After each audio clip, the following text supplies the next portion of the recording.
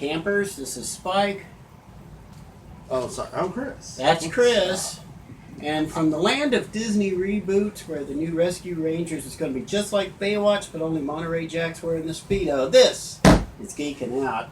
Hello, Chris. What were you going to say? How dare you literally just ruin my vibe on that? I mean, oh, You're welcome. that's just wrong. You are welcome. Go right ahead. So wrong. You got the news this time around. What do we got?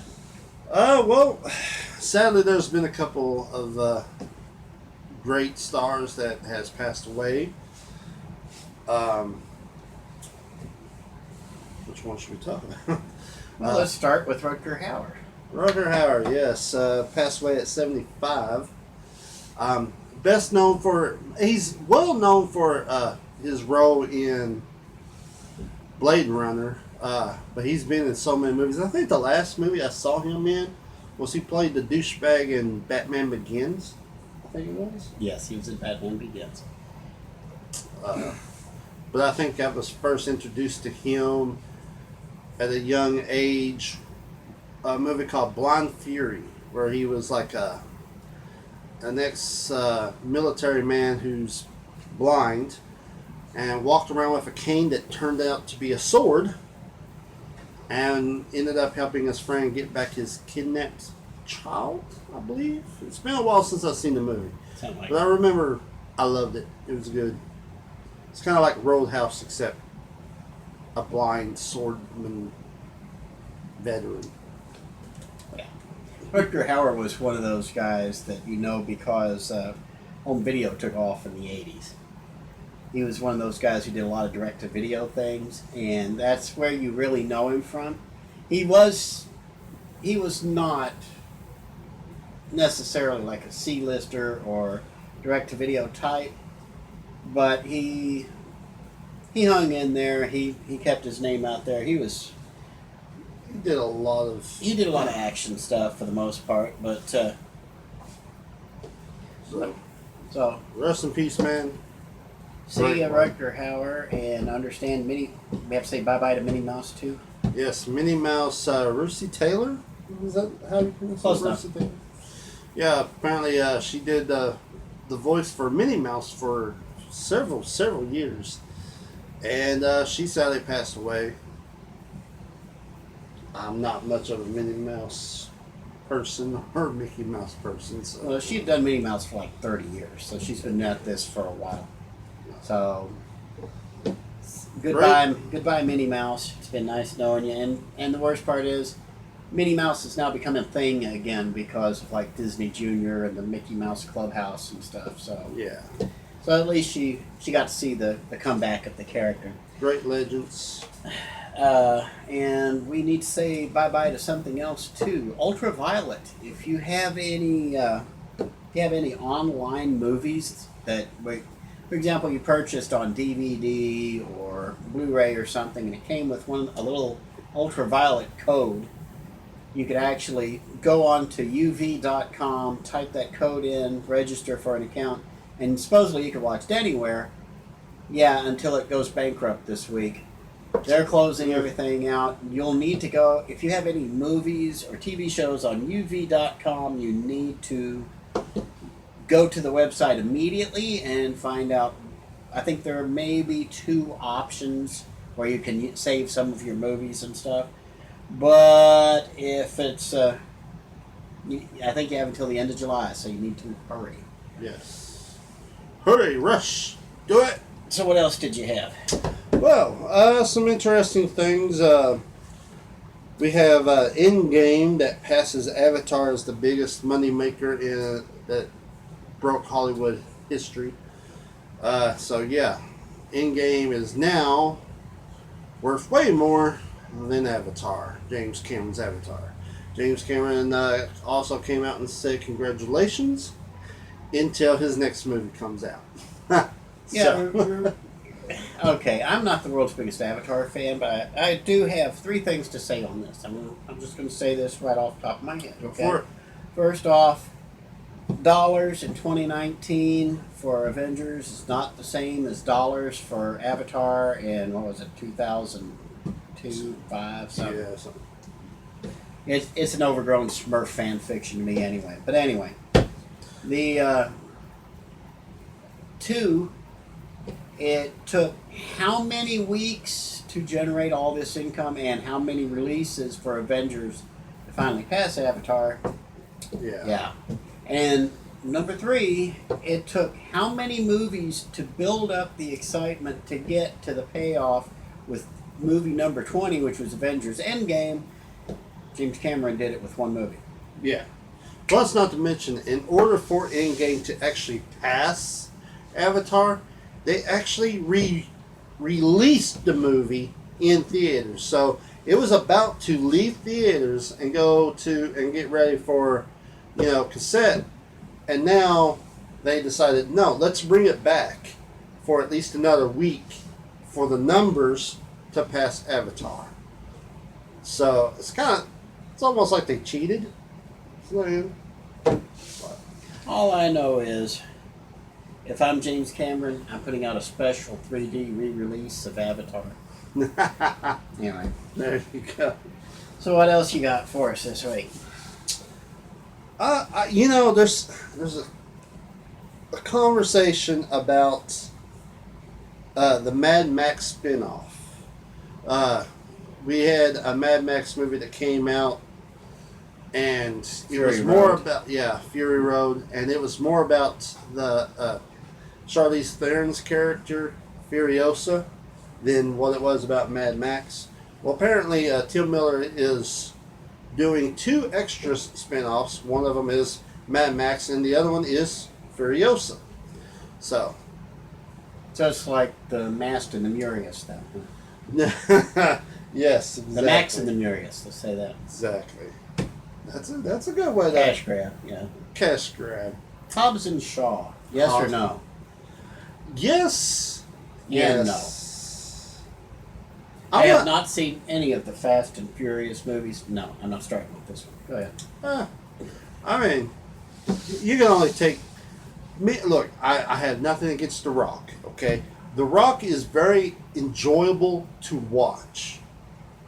Okay, In a ring. but he's also very full of himself, which he still keeps his persona as a wrestler. He knows how to get the crowd going. So whenever he shows up somewhere, he's like, all energized, and he gets everybody else pumped up and energized and all that. But, he's... Okay, quick question. What? WWE moved SmackDown from USA Network to Fox. It's the first professional wrestling and primetime network television since the early 80s when the WWF did it with NBC. Yeah. And that was on a Saturday night in primetime.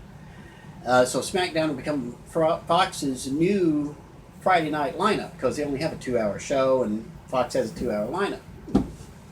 So, does The Rock show up in the first episode of SmackDown, which happens to be a show named after his catchphrase? I want to say yes. And how much do you think it would cost? Oh, good Lord. We actually have to put a number on that? No. Okay. I was like, The reason I'm asking is because WWE recently did a Raw reunion where they got Steve Austin back, but didn't get The Rock. I would say it's probably because The Rock is saving it for SmackDown. So this will be in October when they make the premiere. I think it's October 3rd. I'm not sure, but it's first Friday in October. now, is this pay-per-view or is this... No, this is on the Fox Network. Oh. So this is live over the air, free Fox Network. I mean, I don't see why he couldn't. I mean, why not? I mean, that's where his dad and all that, wrestling's in his blood. So I don't see why he wouldn't just, be there for the fans and be there for just support. That'll help them kick off to a good show, too. Yeah, it would. Plus, the WWE has been struggling a lot lately. They've been averaging just south of 2 million viewers a week on Raw. A little bit less than that for SmackDown. The non-wrestling fans, just bear with me for a second. They did their Raw reunion tour where they had Steve Austin, Stone Cold Stone Steve Austin. I'm sure most of you know who Steve Austin is. along with about, no joke, about 24 past WWE stars, and they managed to pull just north of 3 million people. So it's about a 25%, 30% boost for them, which is compared to Raw's 25th anniversary, which pulled in somewhere between 4.5 and 5 million people. That's a letdown. I think maybe they should go back to the old days. Instead of putting all that soap opera crap in there, just, have them come out there, woo up the crowd, and fight. Instead of taking in the entire show, then at the end of the show they fight. Just saying. I mean, it's getting kind of ridiculous. Just saying. More or less. But the other interesting thing is that premieres right about the same week that another wrestling promotion appears on TNT, which has made a lot of wrestling fans' ears perk up, because back around 1998, 1999, so right around there, Monday Night Raw was taking on WCW Monday Nitro on TNT every Monday night.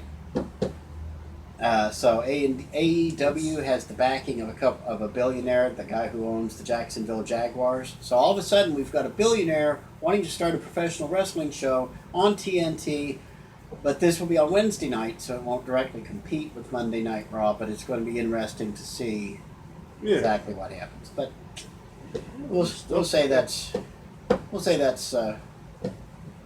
enough talk for the professional wrestling part of it at the moment. There are, I'm sure, at least one other pro wrestling fan out there. I'm sure you'll sound off in the comments if you're out there. But so, anything else for us? Yeah. Okay.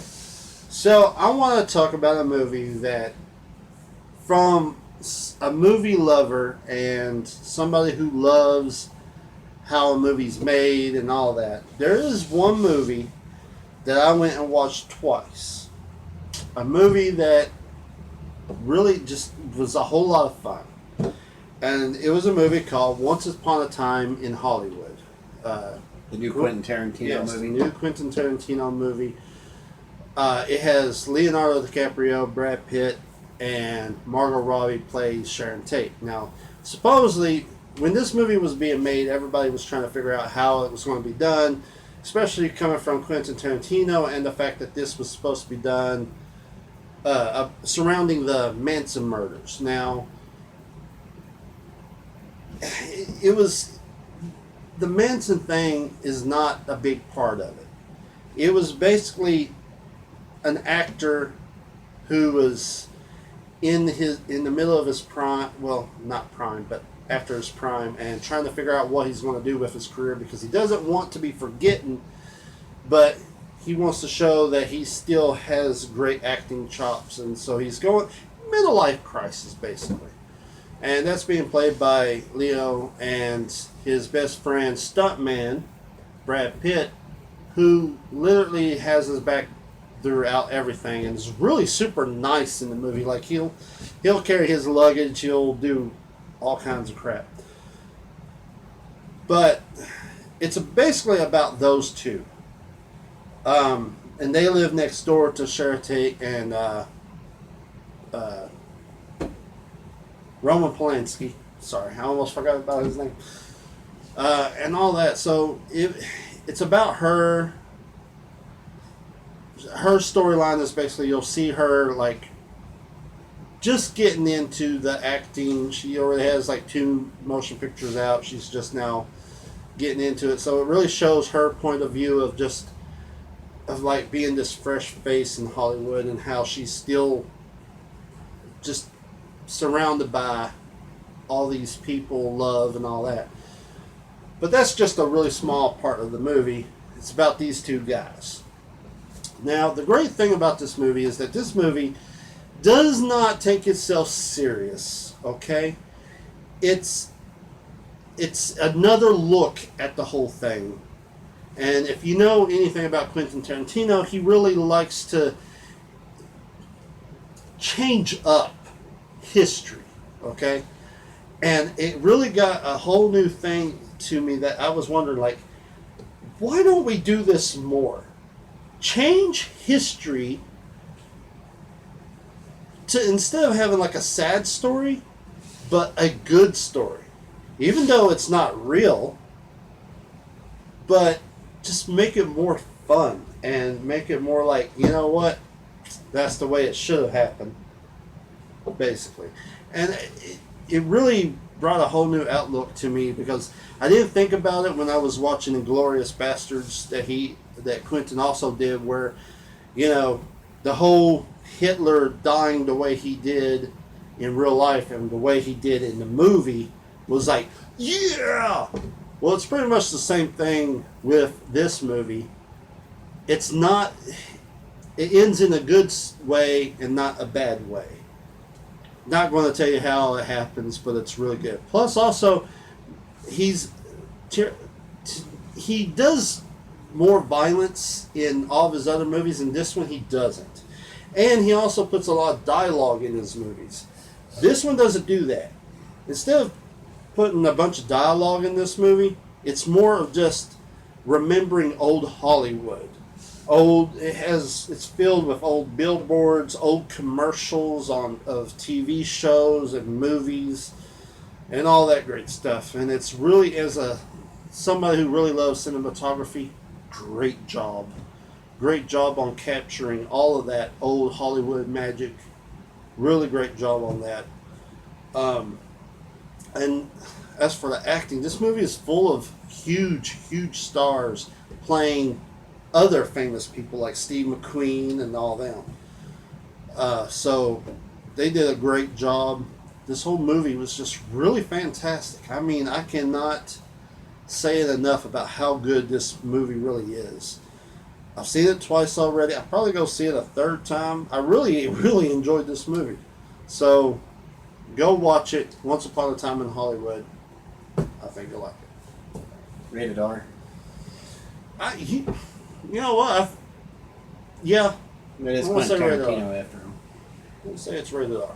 Okay. Very enjoyable. I haven't seen the film. I'll let him stand on that one. But before we wrap this up, you were wanting to know why we don't take more liberties with history in the movies and entertainment stuff. Yeah. Okay.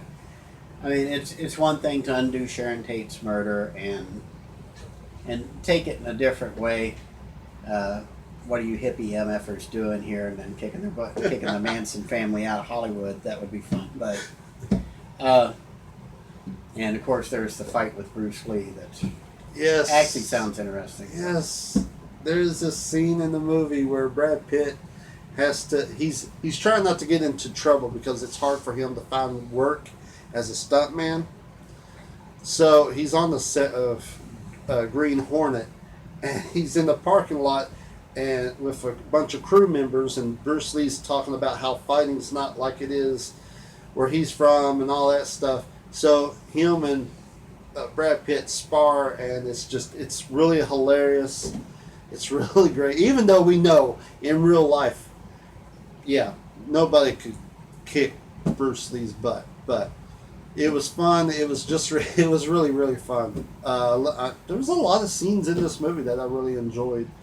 But yeah, I mean, like, I know you can't go over the top changing history, but it's just the way he did it in Inglourious Bastards with Hitler, and how you had, this Jewish person getting total revenge on a bunch of Nazis during the premiere of, what's that movie that is so controversial about how it was basically about Jewish people or Nazis killing everybody, and it was like a big movie, but it's like very controversial. I can't remember what Schindler's it was. List? No. But anyway, it was like that, and then they ended up just like killing everybody in the theater and like destroying Hitler in the theater. It's like really freaking awesome. But and this was classic. Oh my goodness, what happens at the end of this movie is just perfection. So that's Chris's take. I'm just saying. For me, it sounds like fan fiction. It pretty much is, but It's fan fiction, great. but it's got an A-list director attached to it. So I have the reason why they don't do this more often. Okay, and you're you were impressed with the Hollywood movie.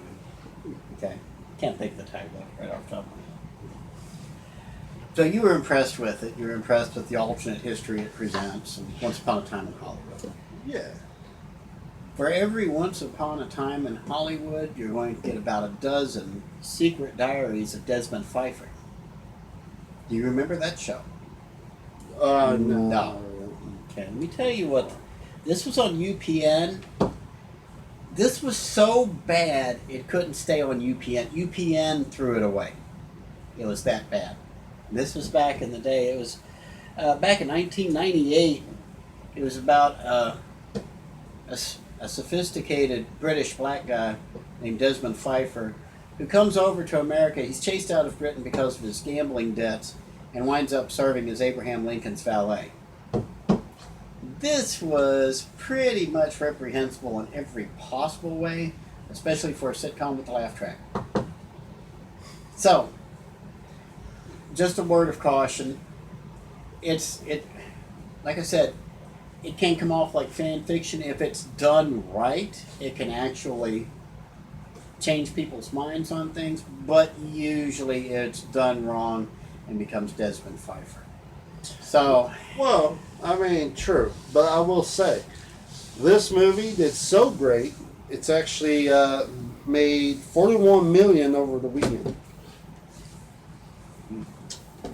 And it's only Sunday. which for an R-rated movie is not bad. It isn't bad, especially I think people.